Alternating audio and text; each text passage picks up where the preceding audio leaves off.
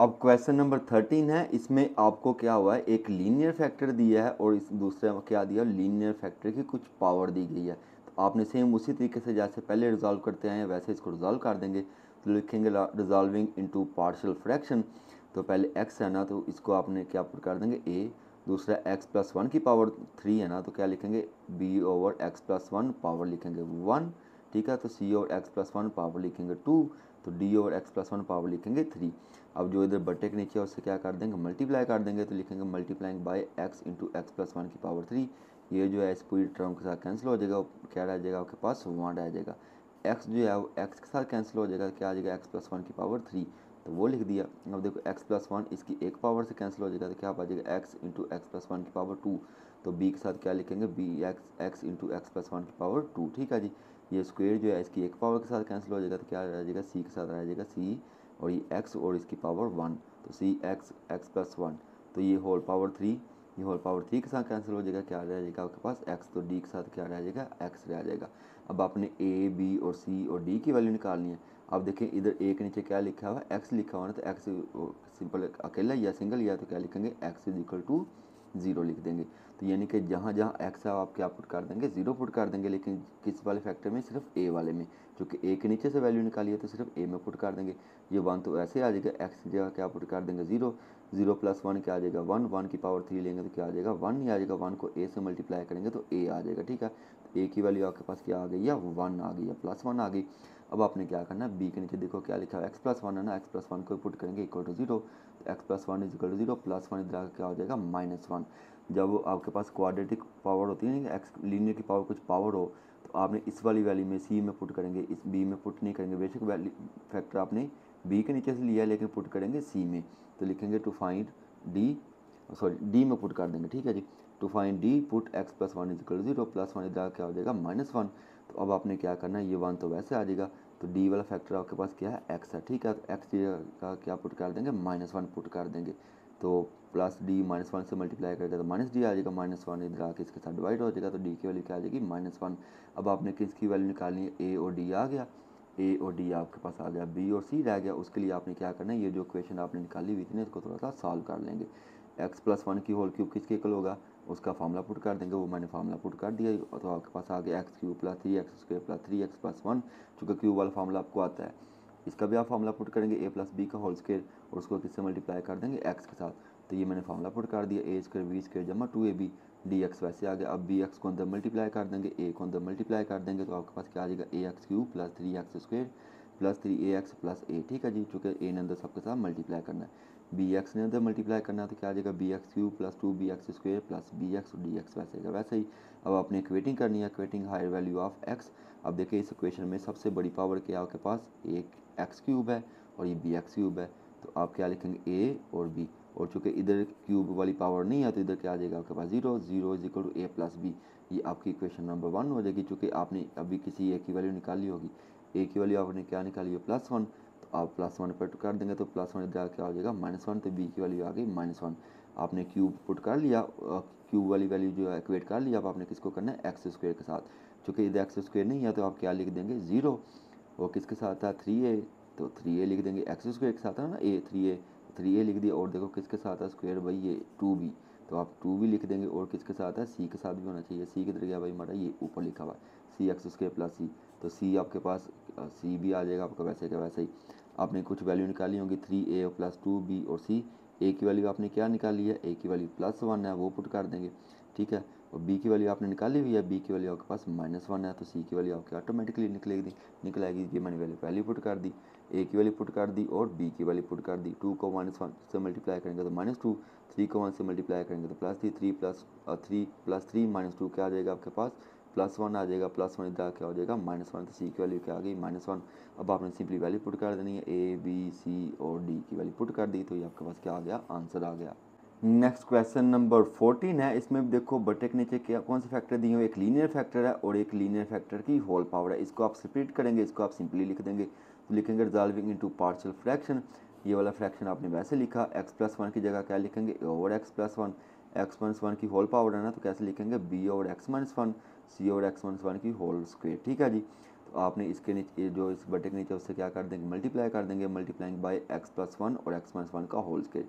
ये दोनों factor in दोनों फैक्टर से कैंसिल हो जाएंगे, तो आपके पास लेफ्ट हैंड साइड में क्या आ जाएगा, 4x² माइनस 3x+1।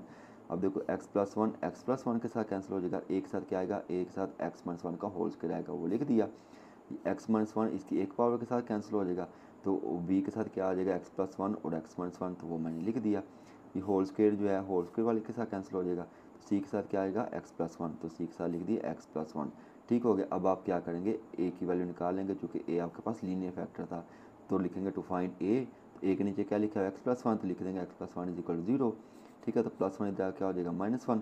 अब आपने सिंपल किस में पुट करनी है, a वाले में, तो a आपके पास x-1 है, तो x की जगह क्या पुट कर देंगे आप, -1 पुट कर देंगे। ठीक है, तो ये मैंने पुट कर दिया -1।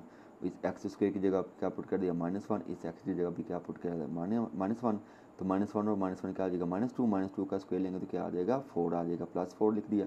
4 को 1 से मल्टीप्लाई करेंगे तो 4 आ जाएगा, चूँकि -1 का स्क्वायर लेंगे ना, +1 हो जाएगा, +1 को 4 से मल्टीप्लाई करेंगे 4, माइनस माइनस प्लस हो गया, 3 1 3, ये +1 वैसे ही।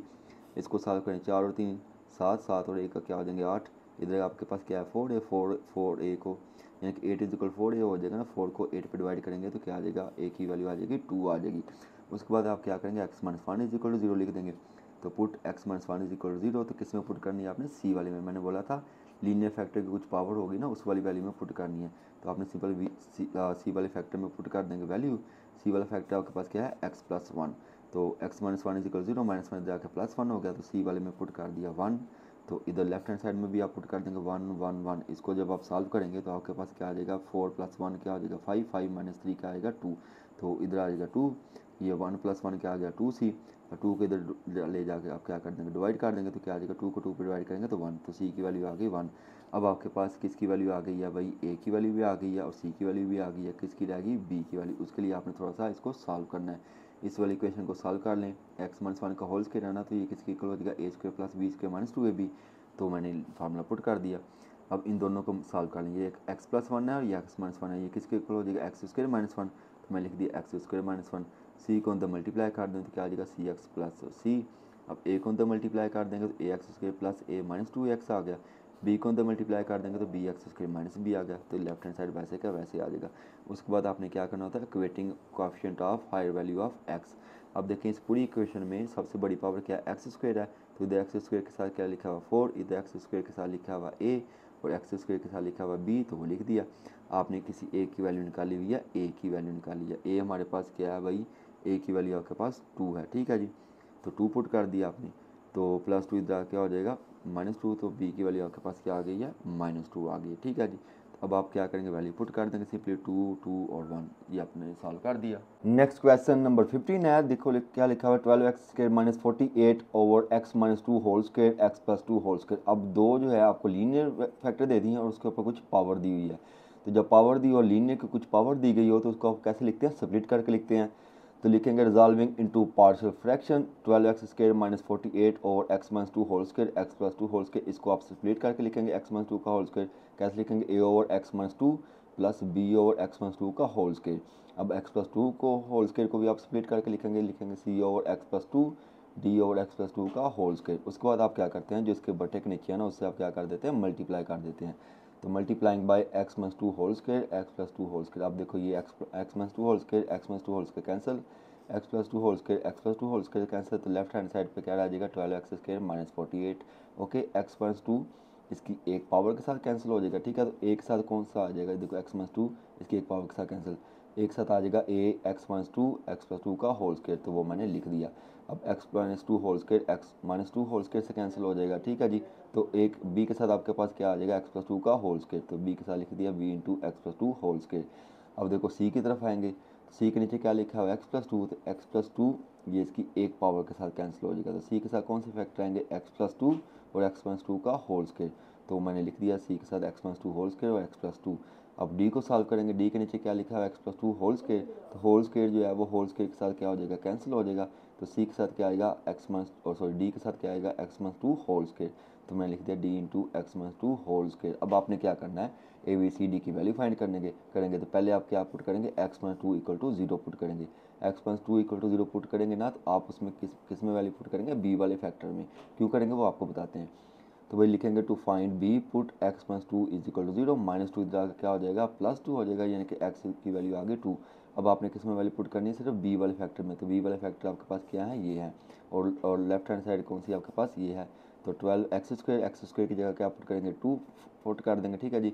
और बी की जगह बी वाले फैक्टर में इस एक्स की जगह क्या पुट कर देंगे, टू पुट कर देंगे। टू प्लस टू क्या आ जाएगा, फोर, फोर का स्क्वायर लेंगे तो क्या हो जाएगा 16, तो 16 आ गया। टू का स्क्वायर लेंगे तो आ जाएगा फोर, फोर को 12 से मल्टीप्लाई करेंगे 48, 48 माइनस 48 दोनों कैंसिल हो जाएंगे, तो आपके पास क्या बच जाएगा, जीरो, और इज इक्वल टू 16 बी। 16 जो इधर आके जीरो से डिवाइड करेगा तो बी की वैल्यू क्या आ जाएगी, जीरो आ जाएगी।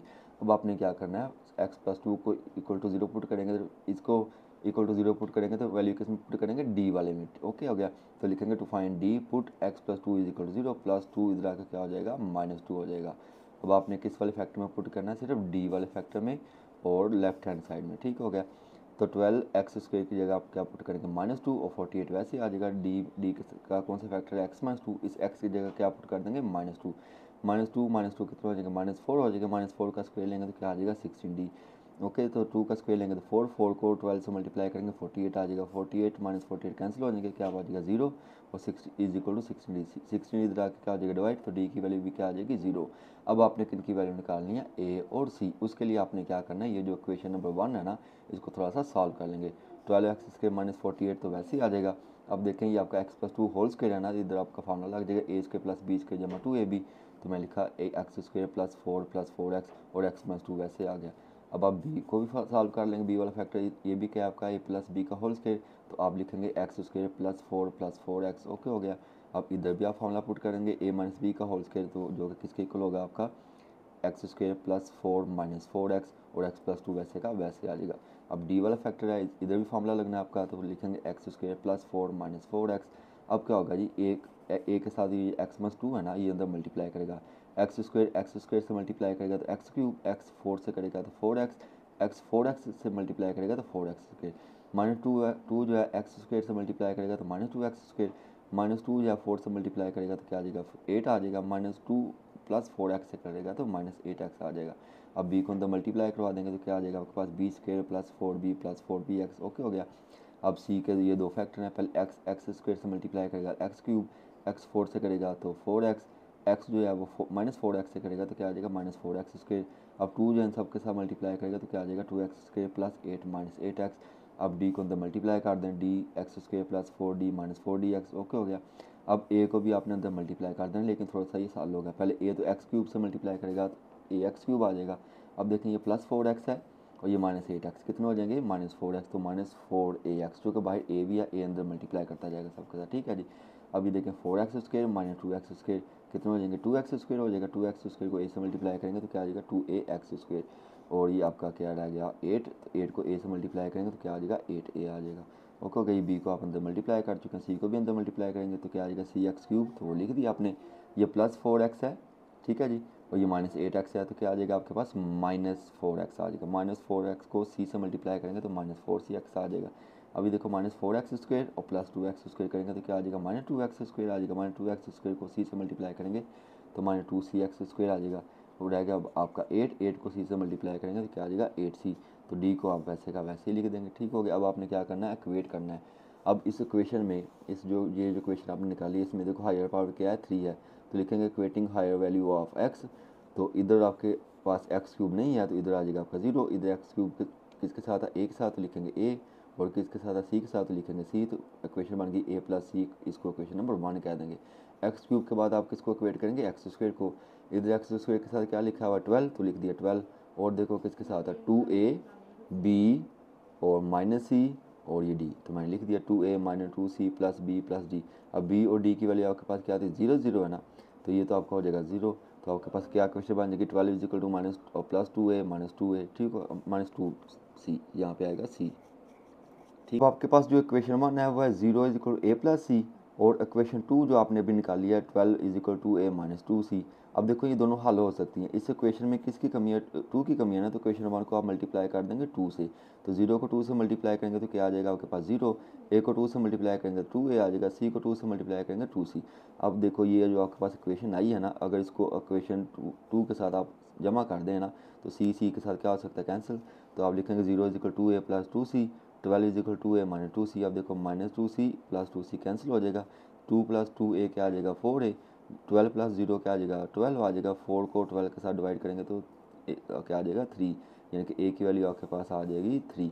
अब ए इज इक्वल टू 3 आया, इसको इक्वेशन नंबर 1 में पुट कर दें तो 0 is equal to a plus c, a की जगह आप क्या पुट कर देंगे 3 पुट कर देंगे, तो 0 is equal to 3 plus c, plus 3 का क्या हो जाएगा -3, तो सी की वैल्यू क्या आ गई -3 आ गई।